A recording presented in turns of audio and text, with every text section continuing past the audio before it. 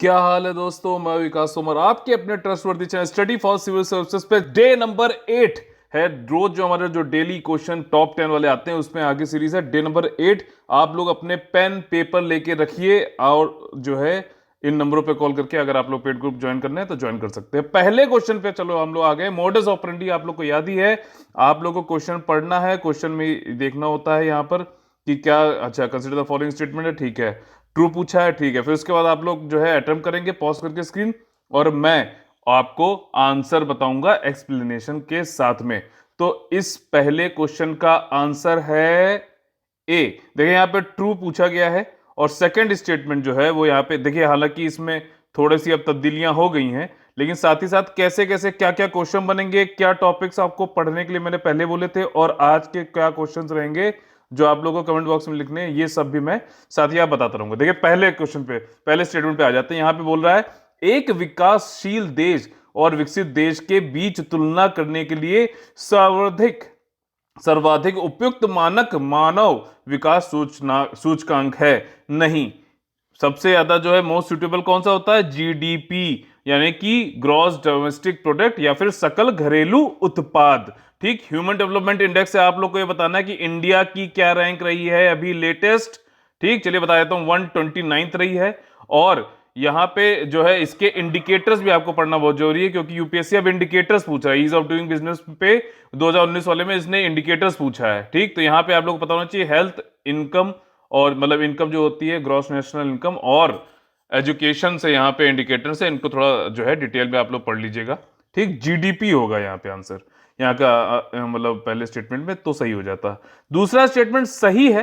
ठीक, इसमें एक एक चीज आपको एक्स्ट्रा इंफॉर्मेशन ये मिलती है कि वर्ल्ड बैंक पब्लिश करता है कौन सी रिपोर्ट? World development report.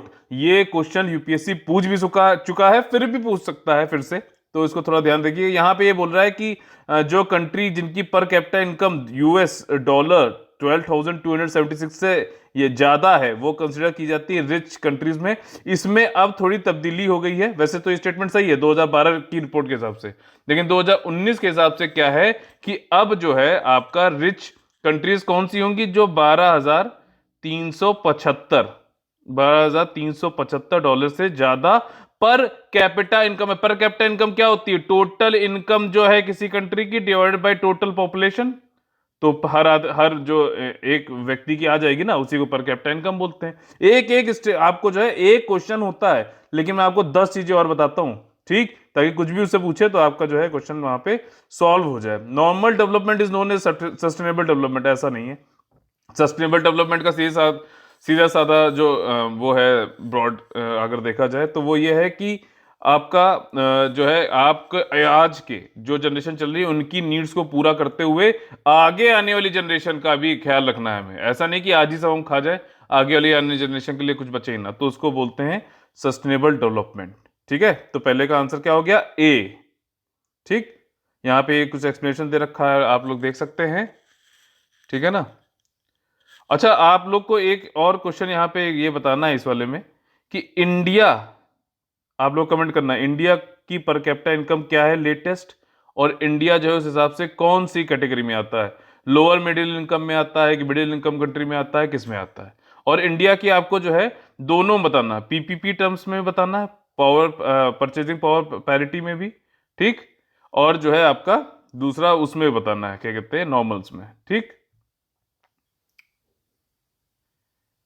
देखिए यहाँ पे दूसरे क्वेश्चन पे हम लोग आ गए हैं। क्वेश्चन यहाँ पे देखिए पिछले वाले उसमें सीरीज जो आई थी हमारी, वीडियो आया था, उसमें मैंने बोला था आपको कि आपको सारी की सारी सॉइल पढ़नी है, जिसका मैंने एक आपको ट्रिक भी बताई थी। ब्रैड FLSP बताया था ना, ब्रैड FLSP, ये 8 तरीके की जो है मृदाएं हिंदुस्तान में हैं, तो उनसे रिलेटेड आप लोग को पढ़ना था। आज इसी पे एक दोबारा क्वेश्चन मैंने पूछा है आप लोगों से।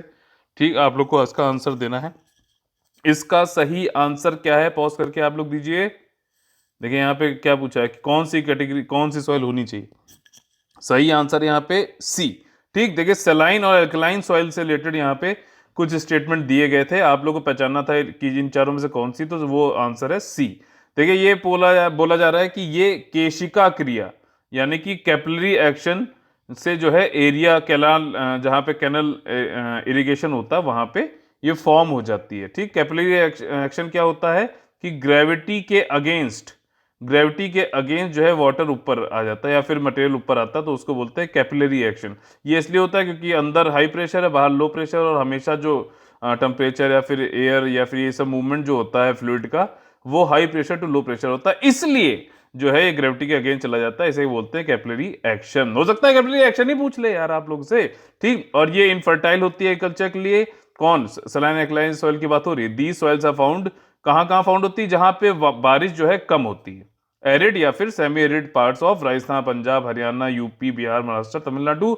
और इनके कई सारे अलग अलग नाम भी है। रेह, कल्लर, रकार, ऊसर, यूपी में ऊसर बोला जाता है, कार्ल, चोपन आदि कहलाती हैं। तो ये है आपकी सलाइन सॉइल। यहां पे कुछ क्वेश्चंस मैं आपसे पूछना चाहता हूं कि सलाइन सॉइल की आप लोग को पीएच वैल्यू बतानी है कमेंट करके, ठीक। और सलाइन सॉइल जो है क्या, अच्छा वैसे तो आंसर यहाँ पे दे रखा है अल्कलाइन सॉइल।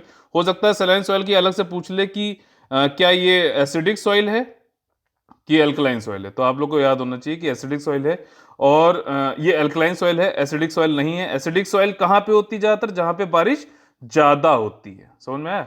जहां पे बारिश ज्यादा होती है वहां पे एसिडिक सॉइल जनरली पाई जाती है, ठीक। यहाँ पे थर्ड क्वेश्चन पे हम लोग आ गए हैं। आप लोग से मैंने उस दिन जो है पोर्ट ए पाइपलाइन का क्वेश्चन पूछा था। आज मैंने इंफ्रास्ट्रक्चर से दूसरा जो है ये उठाया है क्वेश्चन आपका सागरमाला, मतलब पोर्ट से रिलेटेड क्वेश्चन पूछा है। आप लोग ये बताना है कि यहाँ पे कौन सा जो है ये कंपोनेंट इंक्लूडेड है सागरमाला प्रोजेक्ट में। तो इसका सही आंसर क्या है? इसका सही आंसर है डी, पांचों ही है यहाँ पर, मतलब आपके जुड़े हुए हैं इससे, सागरमाला प्रोजेक्ट से, प्रोग्राम से। फैक्चुअल क्वेश्चन है। पोर्ट से जुड़ा हुआ आर्थिक विकास, अगर आप सागरमाला ऑफिशियल वेबसाइट पढ़ोगे पांचों ही दे रखे हैं, ठीक। पोर्ट से जुड़ा आर्थिक विकास, तटीय और अंतर्देशीय जल यात्रा की वृद्धि, तटीय सामुदायिक विकास, पोर्ट कनेक्टिविटी में वृद्धि, और पोर्ट आधुनिकरण और नए बंदर का विकास, ठीक है। काफी विकास हो रहा है इसमें। क्वेश्चन नंबर 4 पे आ जाते हैं हम लोग। क्वेश्चन नंबर 4 में बहुत ही एक देखिए इनडायरेक्टली जो यूपीएससी क्वेश्चन पूछता है उस तरीके से क्वेश्चन बनाया गया है। If the prime minister of India is belong to the upper house of the parliament, parliament हमारा द्विसदनीय है, मतलब कि लोकसभा और राज्यसभा। राज्यसभा का अगर मेंबर है प्राइम मिनिस्टर हमारा, जैसे कि मनमोहन सिंह के टाइम पे था, ठीक, एमएमएस, तो जो है वो फिर इन कथनों में से आपको बताना है कि क्या हो सकता है फिर। तो पहला कथन ये बोल रहा है कि he will not be able to vote in his favour in the event of no confidence motion. बिल्कुल सही बात है, यही है इसका आंसर। क्यों? क्योंकि नो कॉन्फिडेंस मोशन जो है सिर्फ लोकसभा में लाया जाता है। नो कॉन्फिडेंस मोशन जो होता है वो सिर्फ लोकसभा में लाया जाता है। बाकी स्टेटमेंट पढ़ लेते हैं यहाँ पे कि he will not be able to speak in the budget, नहीं बजट पे स्पीक कर सकता है, ठीक। मनमोहन सिंह आके बोलते थे ना लोकसभा में, he can make statement only in the upper house. Only जो दे रखा है ना, इसकी वजह से ये गलत है याला। ये दोनों हाउसेस में जाके बोल सकते हैं प्राइम मिनिस्टर, चाहे किसी भी सदन से हो। He was to become a member of the lower house within 6 months after being sworn in as the prime minister। ऐसा नहीं है। आप जैसे ये चीज ये है कि अगर आप मान लीजिए एमपी नहीं है, चाहे लोकसभा के और राज्यसभा के, तो आपको जो है मिनिस्टर बनाया जा सकता है, ठीक। और आप जो है 6 महीने के, बशर्ते आप 6 महीने के अंदर किसी एक हाउस के, लोकसभा या राज्यसभा के मेंबर बन जाओ, ठीक। 6 महीने की इसमें छूट दी गई है। देखिए नो कॉन्फिडेंस मोशन से कुछ यहाँ पे हम लोग तथ्य याद कर लेते हैं। एक तो पहली बात है सिर्फ लोकसभा, दूसरा ये है कि इसको लाने के लिए 50 जो है एमपीज का सपोर्ट होना चाहिए लोकसभा के, और आपको जो है ये एक सदन में, मतलब एक सेशन में एक ही जो है लाया जा सकता है नो कॉन्फिडेंस मोशन। और नो कॉन्फिडेंस मोशन में अगर सरकार हारती है तो सरकार को रिजाइन देना पड़ेगा, ठीक है, रिजाइन देना पड़ेगा। आप लोग के लिए जो है सरकार मतलब कौन सी? Council of ministers. Council of ministers का चेक किसमें किया गया बताइए? आर्टिकल 74 में या 75 में, ठीक, दोनों को देख लीजिएगा। तो इसमें ये जो है एक्स्ट्रा तथ्य थे। आप लोगों को जो है पढ़ना है घर पे, वो क्या पढ़ना है कि एडजर्नमेंट मोशन और सेंसर मोशन जो है कैसे भी मतलब नो कॉन्फिडेंस मोशन से डिफरेंट है या फिर क्या सिमिलरिटीज उनके बारे में पढ़ना है। और जो सागर माला वाला मैंने प्रोजेक्ट आप लोग को अभी बताया था ना क्वेश्चन, उसमें आप लोग को एक चीज और तैयार करनी है घर पे, जल मार्ग विकास प्रोजेक्ट। पेन पेंसिल लेके बैठे हैं ना पेपर लेके, ये सब लिखिए प्लीज। जल मार्ग विकास प्रोजेक्ट जरूर पढ़ना है। एडजमेंट और सेंसर मोशन भी आप लोगों को पढ़ना है। क्वेश्चन नंबर 5 पे आ गए हम लोग। असर्शन और रीजनिंग वाला यहाँ पे क्वेश्चन टाइप है, जिसमें कि मैंने आपको पहले भी बताया कि आप लोग को क्या है कि हर स्टेटमेंट को अलग अलग पढ़ना है कि क्या वो सही है कि गलत है। फिर अगर ये वाला सही है पहला वाला और बी वाला भी सही है, तो आप लोग को देखना चाहिए कि क्या ये रीजन है बी वाला ए का। अगर है तो ऑप्शन जो है ए हो जाएगा, अदरवाइज बी हो जाएगा। और अगर पहला सही है दूसरा गलत है तो सी हो जाएगा। और जो है अगर पहला गलत है और दूसरा सही है तो डी ऑप्शन हो जाएगा। ठीक, यही तो बोला ना मैंने। तो मतलब ये है कि इसमें काफी लोग कंफ्यूजन होता है, पिछली बार पूछ रहे थे, तो इसलिए मैंने आज ये बता दिया है। ठीक, क्वेश्चन कैसे करना है ये भी तो आना जरूरी है ना, क्योंकि end of the day on the exam day आपको करना भी है। यहाँ पे ये बोल रहा है कि the reservation of 33% of seats for women in parliament, 33% जो सीटें जो है पार्लियामेंट और state legislature does not require constitutional amendment. इसको लाने के लिए 33% रिजर्वेशन आरक्षण लाने के लिए पार्लियामेंट, संसद और विधानमंडल में जो है आपको कॉन्स्टिट्यूशनल अमेंडमेंट, संवैधानिक संशोधन की जरूरत नहीं पड़ेगी, ये है। तो इसका आंसर तो आप लोग को पहले मैं बता देता हूं, क्योंकि आप लोगों ने तो पॉज करने के बाद ये इसको अटेम्प्ट कर ही लिया होगा। इसका आंसर है डी। पहला स्टेटमेंट गलत है, ऐसा नहीं है। आप लोग को अगर जानकारी होगी तो 108th कॉन्स्टिट्यूशनल अमेंडमेंट बिल जो है वो आपका किससे संबंधित है, इसी से संबंधित है। 33% रिजर्वेशन संबंधित है व्यूमन के। ठीक, जो जिस मतलब इसका ये है कि आपको कॉन्स्टिट्यूशन में अमेंडमेंट करना पड़ेगा। दूसरा जो रीजन है, ये स्टेटमेंट सही है कि पॉलिटिकल पार्टी जो कंटेस्ट करती हैं इलेक्शन पे वो अपने यहाँ जो है सीट का मतलब दे सकती हैं भाई, विमेन को 33% है, और इसके लिए कॉन्स्टिट्यूशनल अमेंडमेंट की बिल्कुल भी जरूरत नहीं है। बिल्कुल सही बात है। ठीक, तो यहाँ पे जो है डी आपका ऑप्शन सही हो जाए, क्योंकि पहला वाला स्टेटमेंट गलत था, दूसरा वाला सही था। ठीक, यहाँ पे जो क्वेश्चन है, आंसर पहले नहीं देखना चाहिए। यहाँ पे जो क्वेश्चन है आपका वो ये स्तूपा से रिलेटेड है। आप लोग ये बताना है कि यहाँ पे करेक्ट पूछा गया कि ऑप्शन कौन सा सही है, बताइए आप लोग। देखिए यहाँ पे जो ऑप्शन सही है वो है डी, क्योंकि कोई भी स्टेटमेंट यहाँ पे सही नहीं दे रखा है। पहला स्टेटमेंट कहता है कि मौर्य काल में स्तूप की अवधारणा शुरू हुई, नहीं वैदिक काल में हुई। ठीक, वैदिक काल में हुई। दूसरा है कि स्तूप की मूल संरचना में मेधी स्तूप आर्किटेक्चर आप लोग को पढ़ना है आज। ठीक, लिखिए स्तूप बता रहा हूं, स्तूपा आर्किटेक्चर आप लोग को जो है पढ़ना है। ठीक, इसमें क्या होता है, मेधी क्या होता है, हर्मिका क्या होता है। तो यहाँ पे मूल संरचना में मेधी इज्जत और सम्मान का प्रतीक है, नहीं मेधी नहीं है, हर्मिका है। ठीक, ये अगर स्तूप होती है तो यहाँ पे जो ये बना होता है ना, हर्मिका बोलते हैं इसे। ठीक, और मेधी क्या होता है, जो यहाँ पे आप मतलब जो पाथ होता है ना, मतलब जो कहते हैं ना परीक्षा वो करने आए में, परिक्रमा करने के लिए पाथ जो बनाया था उसको मेधी बोलते हैं। ठीक, और यहाँ पे लिखा हुआ तोरण जटाका कहानियों का चित्रण नहीं करता है। तोरण जैसे मैंने पिछली बार शायद आप लोग को गोपुरम की जगह तोरण बता दिया था वहां पे, यहाँ पे करेक्ट कर लीजिएगा। तोरण मतलब इस तरीके का गेटवे होता है स्तूप में जाने के लिए। सांची स्तूपा की अगर आप फोटो देखोगे तो उसमें बना हुआ है। तो ये जो है जटाका का चित्रण नहीं होता है लिखा हुआ, नहीं होता है। और आप लोग को जो है कमेंट करके बताना है कि जटाकास क्या होते हैं, जटाकास क्या होते हैं, आप लोग को ये कमेंट करके बताना है। इसलिए डी ऑप्शन यहाँ पे हो जाएगा। ठीक, क्वेश्चन नंबर यहाँ पे इसके रिलेटेड कुछ इंफॉर्मेशन है, पॉज करके पढ़ लीजिएगा। क्वेश्चन नंबर 7 पे हम लोग आ गए हैं। Evidence of Ganesh Puja was, अब देखिए यहाँ पे क्या पूछा गया कि नॉट करे पूछा गया। ठीक, और जो है ये इंडस वैली सिविलाइजेशन, इनसे कुछ रिलेटेड स्टेटमेंट है। आप लोग को बताना है कि कौन सा स्टेटमेंट, कौन सा ऑप्शन यहाँ पे सही होगा। ऑप्शन जो सही है वो है आपका बी, यानी कि पहला और तीसरा जो है वो नॉट करेक्ट है।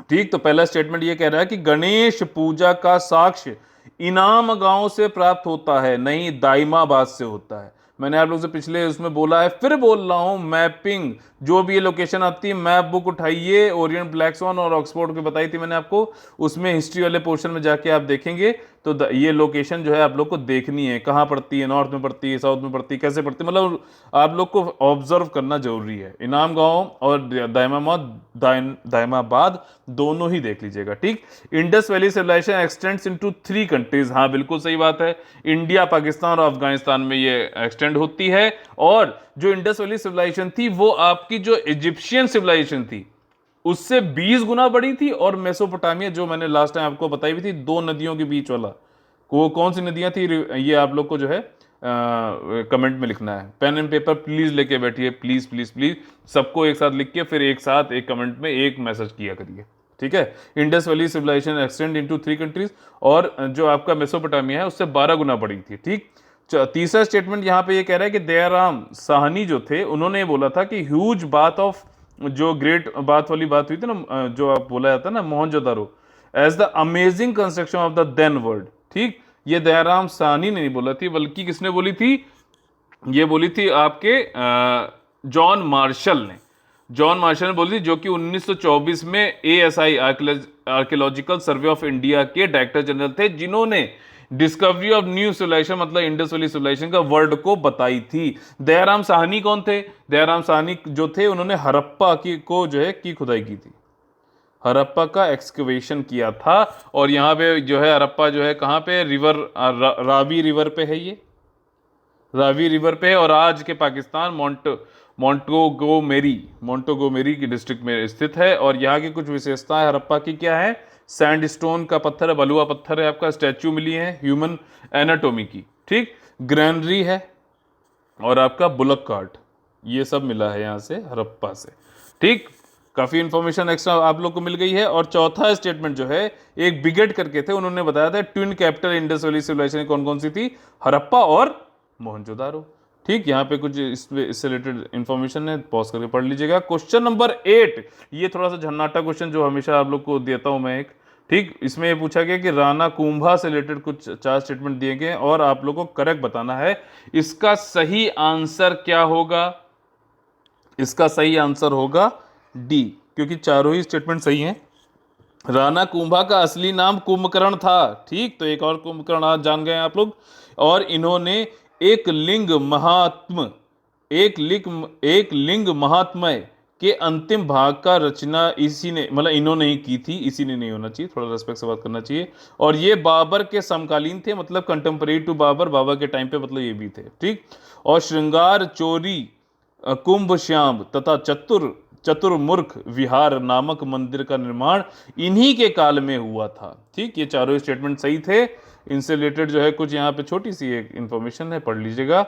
यहाँ पे एक क्वेश्चन है आप लोगों से कि मेवाड़, मैप बुक खोलिए, और मेवाड़ और मारवाड़, मेवाड़, इसमें काफी लोगों को कंफ्यूजन होता है इसलिए क्वेश्चन पूछ रहा हूं, मेवाड़ और मारवाड़ में ये कहां पे लोकेशन है, क्या है, मैप बुक में अपने आप लोग खुद भी मार्क करिए, क्या रीजन है आप लोग कमेंट बॉक्स में जरूर लिखिए। आगे जो क्वेश्चन है 9th, ये ट्रीटी ऑफ इलाहाबाद से रिलेटेड है। ट्रीटी ऑफ इलाहाबाद मैंने पिछले में भी एक क्वेश्चन आप लोग से इससे दिया था, रॉबर्ट क्लाइव और शाह आलम और नवाब शुजा उद दौला से रिलेटेड था। आप लोग को ये बताना यहाँ पे नॉट करेक्ट, तो यहाँ पे कौन सा ऑप्शन सही होगा? यहाँ पे ऑप्शन जो है वो सही होगा बी। देखिए यहाँ पे तीसरा और चौथा गलत है, क्योंकि यहाँ पे टीटी औलाबाद में नवाब शुजा-उद-दौला किस बात पे मतलब एग्री हो गए थे उससे रिलेटेड ये 2 ऑप्शन तो हैं, लेकिन ये तीसरा और चौथा ऑप्शन जो है शाह आलम सेकंड से रिलेटेड है। शाह आलम सेकंड से रिलेटेड है, जो कि 15वें मुगल वो थे। ये जितने भी ये मुगल एम्परर है ना, इनकी एक क्रोनोलॉजी बनाइए आप लोग, नोट्स बनाइए, ठीक। नोट्स कैसे बनाते हैं इससे रिलेटेड जो है ऑलरेडी मैंने एक वीडियो दे रखा है, और उससे पहले जो ह्यूमन डेवलपमेंट इंडेक्स की बात मैं कर रहा था उससे रिलेटेड भी आप जो है human development report study for civil services करके सर्च करेंगे तो आपको मिल जाएगा। वीडियो मैंने पूरा दे रखा है, अभी लेटेस्ट वाला बहुत ही ज़्यादा इंपॉर्टेंट है। नोट्स कैसे बनाएं इसका भी आप लोग को, नोट्स कैसे बनाएं लिखकर स्टडी फॉर सिविल सर्विसेज लिखेंगे, यूट्यूब पर सर्च करेंगे तो मिल जाएगा, ठीक। देखिए तो यहाँ पे सरेंडर कर दिया गया था, कारा सरेंडर, इलाहाबाद को सरेंडर किया था और कारा को एम्परर शाह आलम सेकंड के लिए, बिल्कुल सही बात है। 50 लाख रुपए के जो है वॉर इंडेमनिटी दी थी, मतलब क्षतिपूर्ण जो है वॉर में जो हुआ था उसकी भरपाई करने के लिए। और जो शाह आलम ने क्या किया था, फरमान ग्रांट किया था दीवानी का, और 26 लाख रुपए, मतलब 26 लाख रुपए east India company Mughal emperor को देंगे, और उसके बदले में क्या है कि आपके पास दीवानी राइट है बंगाल, बिहार, उड़ीसा में, जितना चाहो उतना खींचो उन लोगों से, जितना भी उत्पीड़न कर सको, ठीक। मतलब ये कहा नहीं गया था बट ऐसा हुआ था, ठीक है। प्रोविजन मतलब 53 लाख रुपए का जो है कंपनी ने किया था रिटर्न फॉर निजामत फंक्शन के लिए। ये दीवानी राइट्स हो गए, यहाँ पे निजामत फंक्शन मैंने लास्ट टाइम आपको समझाए भी थे, मिलिट्री, डिफेंस, पुलिस और जस्टिस मतलब जुडिशरी, ये सब भी जो है शाह आलम ने दिए थे। तो यहाँ पे ये नॉट करेक्ट हो जाता है, क्योंकि यहाँ पे सिर्फ पूछा गया था नवाब शुजा-उद-दौला से क्या था। यहाँ पे कुछ इंफॉर्मेशन है इन दोनों ही से रिलेटेड, ठीक, आप लोग पढ़ सकते हैं पॉज करके। क्वेश्चन नंबर 10 पे हम लोग आ गए हैं। कुछ अनाउंसमेंट मैं भी करूंगा, पूरा सुन लीजिएगा, कुछ इंपॉर्टेंट है कि इन दोनों से पूछा कि इनमें से कौन से पेड़ के कवर या वनस्पति के नुकसान का परिणाम हो सकता है। देखिए पहला और दूसरा तो हो सकता है, तीसरा नहीं हो सकता है, तो इसलिए बी ऑप्शन यहाँ पे सही हो जाएगा। और जो है ये मतलब नुकसान होना है ना, नुकसान, सॉइल कंजर्वेशन नुकसान में थोड़ा ना आएगा, ये पॉजिटिव वो एक चीज़ है कि जो इरोजन हो रहा है, जो सॉइल खराब हो रही है, ठीक, इनफर्टाइल हो रही है, तो उन सबको जो है सॉइल कंजर्वेशन के थ्रू वो किया जा सकता है। अब यहाँ पे वेजिटेशन जब नहीं होगा, कोई ज़मीन है वहाँ पे पेड़ वेड़ लगे हुए हैं, ठीक, बहुत बढ़िया बढ़िया, तो यहाँ पे जो है पानी ऐसे बरसता है, तो यहाँ पे क्या है कि पानी नीचे सोख भी लेता है, इनकी जड़ों में चला जाता है, और पानी एकदम बहता नहीं कस के। अब ये नहीं है, अगर दूसरी जगह तो क्या होगा, पानी बरसेगा तो इसीलिए बह जाता है कस के। तो क्या है कि यहाँ पे ग्राउंड वाटर रिचार्ज हो ही नहीं रहा है, बायो ड्रेनेज जिसको बोलते हैं, ग्राउंड वाटर रिचार्ज भी नहीं हो रहा, और ये एकदम बह रहा है, तो जो ऊपर की लेयर थी ना आपकी सॉइल की, उसको भी इरोड कर रहा है। इसको बोलते हैं कौन सा इरोजन? Sheet erosion. ठीक, आप लोग कमेंट बॉक्स में लिखिए कि रिल इरोजन क्या होता है, चलिए यही लिख दीजिए। ठीक, और आप लोग को पढ़ना क्या है, सॉइल जो है आपका होराइजन जो होता है, ABCD 3 होते हैं ना, 4 होते हैं ना वर्टिकल स्ट्रक्चर, ABCD, वैसे अगर आप लोग ज़्यादा पढ़ेंगे ठीक से तो O भी एक होती है, तो आप लोग को ये जो है इसके बारे में आज पढ़ना है। तो इस तरीके से 10 क्वेश्चन हमारे हो गए हैं, और यहाँ पे इसका एक्सप्लेनेशन कुछ दे रखा है। आप लोग हमारे पेड ग्रुप ज्वाइन कर लेते हैं। आप लोग से एक रिक्वेस्ट है कि हम लोग का एक टेलीग्राम पे चैनल है, only UPSC by study for civil services, पूरा लिखेंगे तो आप लोग टेलीग्राम एप्लीकेशन में जाके, तो आप लोग को एक ग्रुप मिलेगा, ये फ्री चैनल है, और यहाँ पे मैं जो भी आप लोग से क्वेश्चन पूछता हूँ उसमें कोई डाउट है तो एक डिस्कशन चैनल भी इसी से लिंक्ड है, वहाँ पे आप लोग डाउट भी क्लियर कर सकते हैं। तो इसी तरीके से लगे रहिए, खूब पढ़िए, खूब बढ़िए सिलेक्शन लेके जाइए। जय हिंद, जय Bharat, all the very best है।